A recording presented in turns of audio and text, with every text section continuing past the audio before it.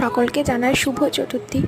মা সকাল সকাল সমস্ত টেবিল ক্লথগুলো নতুন পেতে ঘরের দরজা এগুলো সব পরিষ্কার করে রাখছিল সিঁদুর লাগাবে বলে। তো সেদিন মা বললো গুড় দিয়ে যে নারকেল নাড়ু হয় সেটা বানাবে, তাই আমি নারকেলগুলোকে কুটতে বসেছিলাম। তবে সেদিন জানো তো নারকেল নাড়ুটা আমি করেছিলাম, মা অবশ্য আমাকে বলে বলে দিচ্ছিল। তো আমি আমার মতো নারকেল করার পর তারপর উনুনে বসে গুড় জাল দিয়ে নারকেল নাড়ু পরপর স্টেপ ওয়াইজ মায়ের কাছ থেকে দেখে দেখে করছিলাম। চতুর্থীর দিন মানে আজকে তো সমস্ত দরজার উপরে উপরে সিঁদুর দেওয়া হয়, তেল আর সিঁদুর। পুজো তো চলেই এলো, সবার পুজো অনেক ভালো কাটুক, সবাই সুস্থ থাকো, ভালো থাকো, আর পুজোতে মজা করো।